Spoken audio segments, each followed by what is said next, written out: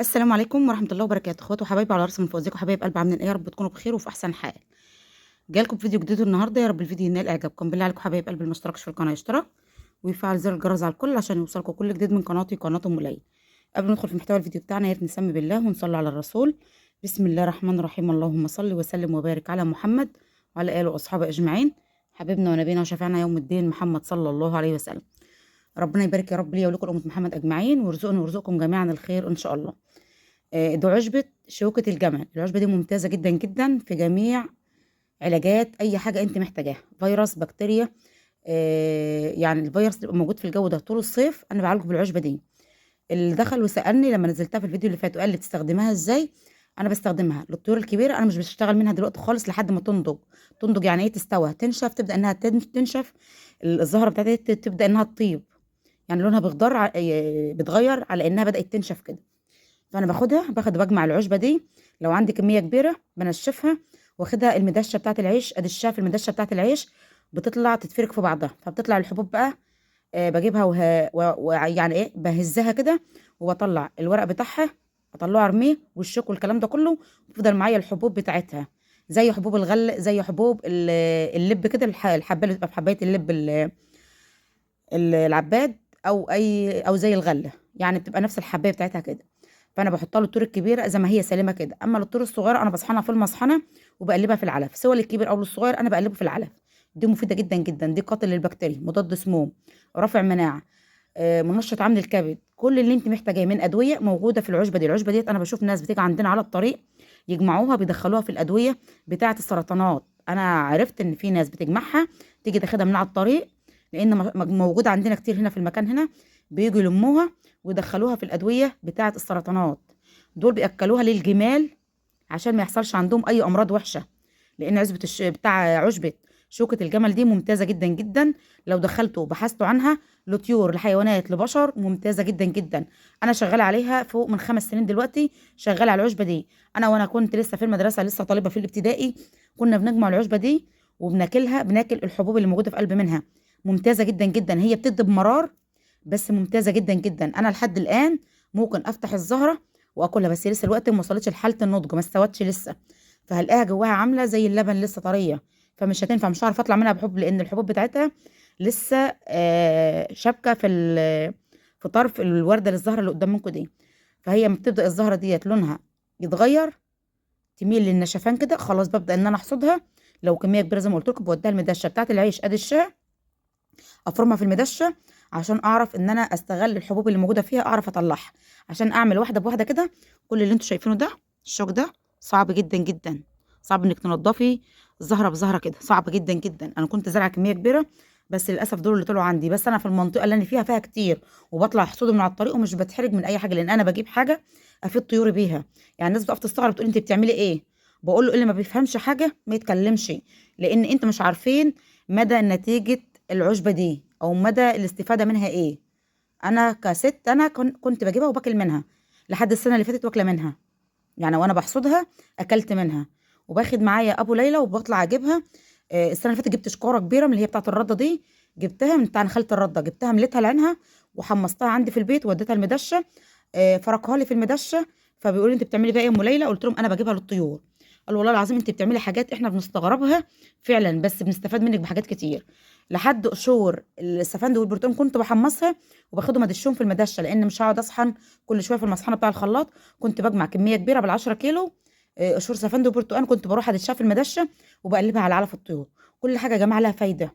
الحميض، الرجله، الجعضيد، كل حاجه، الفليه، اي حاجه بتطلع من صنع الطبيعه لها فايده كبيره جدا جدا للطيور.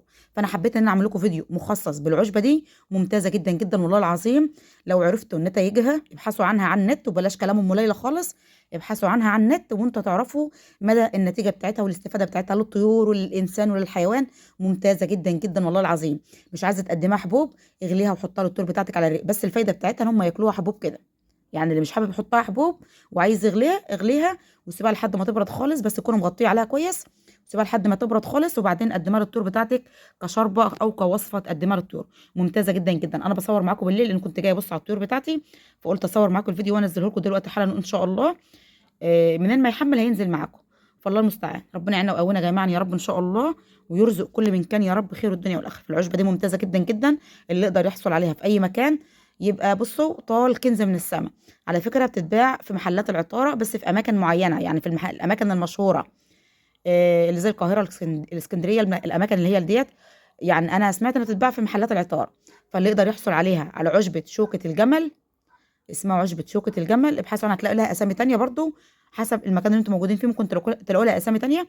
بس هي انا المعروف بها عندي عشبة شوكة الجمل، ممتازة جدا جدا. شايفين الشوك اللي موجود فيها ده صعب جدا جدا، المكان اللي بيغرس فيه بيجيب دم على طول. فانا بجمعها بقى بمقص، مش بجمعها بايدي، كمان بجمعها بمقص، وبحاول ان انا البس جوانتي في ايدي وانا بجمعها، وبسيبها لحد ما تنشف وبعبيها وبروح بها المدشه. ادي الشاف المدشه افرمها يعني زي فرك كده، عمليه فرك كده، عشان ان انا اقدر اهزها واطلع منها في الغربال كده، اهزها واطلع منها الخشن بتاعها ارميه والشوك والكلام ده كله، والايه والبذور بتاعتها باخدها استفاد منها. دي تحصينه عاليه جدا جدا للطيور بتاعتي طول الصيف. طول الصيف طيوري بتتحصن بالتحصينه دي التحصينه الخاصه بطيوري طول فصل الصيف. سبحان الله. لو انا عايزه اربي تربيه فراخ او رومي او بطه او اي حاجه واسيبها للانتاج، بكون محصنها بالتحصينه دي بعشبه شوكه الجمل، ممتازه جدا جدا والله العظيم. اللي هيجربها مش هيندم وهيدعي لي عليها والله العظيم.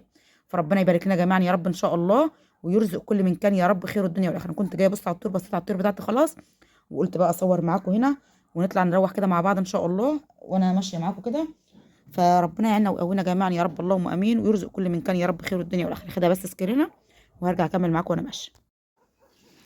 فكده خلاص يا حبايب قلبي، انا حبيت ان انا اقول لكم بس عشان اللي قال لي طريقه الاستخدام، عشان ممكن اكتبها في كومنت ما يشوفش الكومنت ما يشوفش الرد بتاعي. فانا حبيت ان انا اعمل لكم فيديو خاص بيها. فانا كنت جايه بص على الطيور، فهي بسم الله ما شاء الله هم مش على قد شجره واحده، هم حوالي 5 6 شجرات. بس ايه الشجره بيطلع منها كتير، بيطلع منها زهور كتير. فان شاء الله ربنا ييسر. يعني ديت مكان اهوت، يعني واحد طلع فيه زهرتين اهم لسه طالعين جديد. فزي ما انتم شايفين حضراتكم وهي لسه بادئه انها تزهر معايا، ما جابتش كميه كبيره. فان شاء الله هتجيب معانا زهور كتير وتجيب معانا كميه كبيره. فانا هسيب دي للاخر، وهجيب من اللي موجود على الطريق بره وهسيب دي للاخر، لانها هي لسه منها في مكان ضيق، فلسه مطلعه زهور قريب. ففي اماكن على الطريق بدات انها تنضج وتطيب معانا تستوى. فاللي هلاقيه استوى وهجيب منه، عشان طالع عندي دفعات كتاكيت صغيره من الفقاسه، هبدا اشتغل عليها ان شاء الله مع الكتاكيت الصغيره اللي طالعه معانا. فالله المستعان. ربنا يعيننا ويقوينا جميعا يا رب ان شاء الله، ويرزق كل من كان. احنا دلوقتي اهوت ماشيين رايحه بيت التاني بقى. كنت هنا بقفل على الطيور، فخلاص كده بقى خلاص انا راجعه مروحه، فقلت اصور معاكم. فالله المستعان. ربنا يعيننا ويقوينا جميعا يا رب، ويرزقنا جميعا خير الدنيا والاخره، ويبارك ليا ولكم امه محمد اجمعين. في مكان تاني انا كنت هنا راح حاطه فيه كميه بذور، بس ايه ولاد الحلال بقى حبوا يعملوا فيها مقلب اهو فقلعوه. بس في هنا لسه يعني ايه حوالي شجرتين او 3 بس، برضو فرحوا في جابوا يرسوا فيهم. يعني موضوع ايه عندي كده وكلام من ده، فمش مشكله خالص، هما بالنسبه لي اعتبرهم مش موجودين. بدات اخلص فرشه من بتاعه الطيور، ما عادش الا كميه بسيطه جدا جدا، واللي بياخد مني السبله ما عادش بيجي ولا عاد بيجيب لي فرشه. فالله المستعان مش عارفين الدنيا فيها ايه. فربنا يبارك لنا جميعا. خلاص كده بقى انا وصلت البيت بتاعنا اهوت، هي المسافه قصيره. فكده خلاص يا حبايب قلبي، ده كان الفيديو بتاعنا النهارده. استنونا فيديو جديد، ويا رب تكونوا استفدتوا من المعلومه اللي قدمتها لكم بالنسبه لعشبه شوكه الجمل. اشوفكم على خير، مع الف سلامه.